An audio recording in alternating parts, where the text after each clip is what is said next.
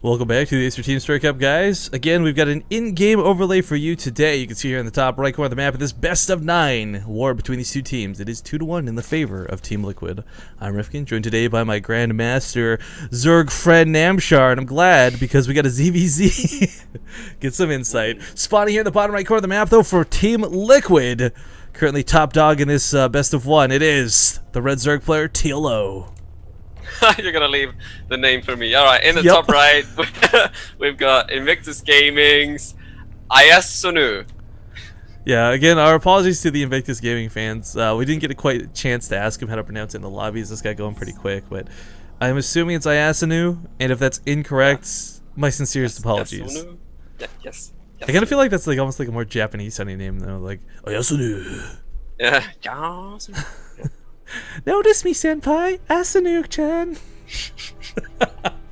Alright, weird weeaboo stuff aside. They will scout each other right away. We've got that little Overlord kiss that tends to happen so often. Yeah. But TLO going for a little bit of an early pull there, Namshar. What do you reckon of this? It's not gas for banelings. Yeah, was that temple or I actually didn't look at the supply store. Okay, 12 out of 10. So that is a temple. You go double extractor trick because the pull is a bit later. If you go for the 9 pull, you usually only do 1 extractor trick. So that should be a temple. Gasless, yeah, seemingly. So he's probably going to be trying to get a cancellation on IAsonu if IAsonu goes for hatch first, which he did. So TLO is going to be trying to go for the cancellation and then expand behind that himself and just try and get ahead on economy by. I like the earlier pools for that reason. Like, if you go for the banelings, you're kind of locked into an all-in. There's no real reeling back off of that unless you do a ton of freaking damage. Whereas this sort of opening, like, even with the double extractor trick aside, like you can. It's weird to say, but you can economically recover out of a 10 pool fairly easily compared to most other pool timings. Yeah, Temple Bane, I'm quite sure would have worked really well here as well. It is actually quite good on Frost. I guess it's harder if it's cross positions, but he might have been able to make that work. But he's going to be going for a bit of a safer kind of cheese, I guess. Well, I mean, the thing is, like, we could look at this as cheese and classify it as a silly, whatever you want to TLO. But the thing is, like, TLO statistically, him and Snoot have some really good ZVZ stats. So, gets the cancel, gets the drone kill on top of it. Look at that little corpse there. And yeah, and he does have his queen out already, as we can see here, and he's got his expansion going down as well. So the opener for TLO here did work out well, and he's trying to trade here, hoping to get a drone or two. Does get 1 drone. That's actually really nice here, considering IAsonu doesn't even have a queen out yet. He's actually killed a total of 3 drones plus a good chunk of those lings. So even if like, the thing is, at this point, even if TLO's lings die, he's pulled ahead in a very large way. Yeah.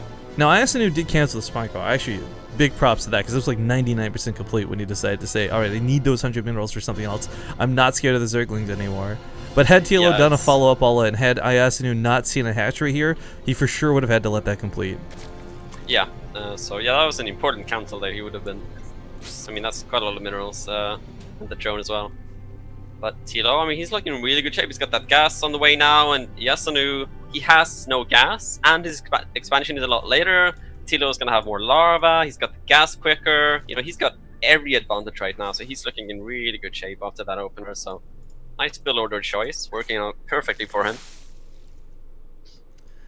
It's going to be rough from here. I mean, as a Zerg player too, let's say in a hypothetical scenario, this ends up being like sort of, passive Roach versus Roach play. The thing is, TLO's going to max out way faster, he'll have tech sooner, he'll have minute little advantages that if they play passively, he should be able to overwhelm with. Whereas for IAsonu, it's really hard to make the decision to go aggressive, because, like, what can you do? You can't send 7 roaches across the map and hope to win the game. You can't send 7 roaches across the map and hope to, like, kill enough drones to put TLO behind. So himself, he's forced, he has to basically play the most crisp, best, no supply blocked build order of his life if he wants to catch up. Yeah, indeed, he's gonna indeed have to play really well from now to stay in the game. But TLO shooting up to 44 supply right now, going for the +1 ranged attack really early. So he's not going to be going for the speedling tech to try and kind of contain his opponents on 2 bases.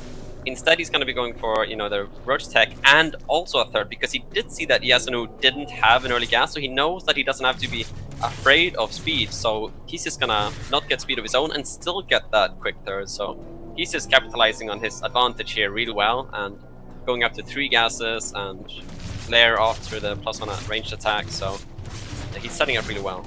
Okay, so it's worth noting IAsonu, he's a nice scout here in the main with these lanes. He sees the third coming down with the Overlord. He's pretty much got tabs on what TLO is doing.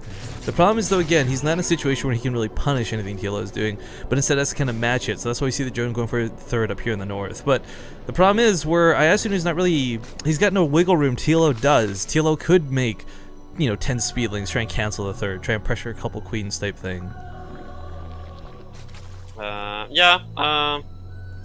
But I mean, TLO not going for the speeding upgrade, so he's just gonna drone up his third really hard here. I guess that's gonna work out, really well for him. He's gonna have a big drone lead, and he's probably just gonna, I don't know how many drones he made to the third, maybe about 8 or something like that. And I imagine he's just gonna mass roach after that, because he knows that there's no way that IAsonu, especially after being behind, but also because his third is so much later, TLO is just gonna have so much more, money to get a lot more roaches, and IAsonu shouldn't be able to stop that.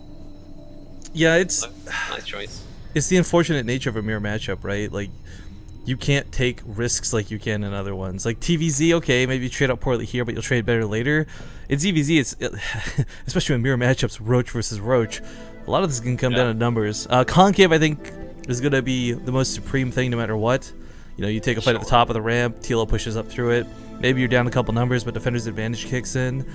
Oh my god, look at the production. IAsonu is still droning. He doesn't have a single roach in production, and TLO is already at his front door. Yeah, he's even going to lose a queen here in the middle of the map trying to pick this off. This is not looking good for our Blue Zerg player. He's actually just going to abandon the third, probably the best choice you can make in this scenario. Yeah, for sure. I think IAsonu was just trying to kind of like that decision still, kind of, because he knew how behind he was. So he took a very big risk. He made 14 drones to his third base, hoping that TLO, would try and drone up a little bit more before attacking and trying to get away with that. But as you can see, he didn't get away with it. Now he's got 14 drones. That's going to have to long distance mine. Did lose that third base, but he took a big risk there, and didn't work out for him. Yeah, I was actually talking to Penguin about this. He was trying to lecture me on how it's worth long distance mining, something that never would have occurred to me, rather than oversaturating your natural. But this is gonna suck because IAsonu just doesn't have the numbers. 22 roaches to 7. Bottom line, no spine callers. Queen's gonna try and get involved. Drones need to be pulled. This is kind of TLO's game at this point. There's no hype in it at this point because he's a dead man walking. Indeed. It's like you got shot, but you're lagging. There we go.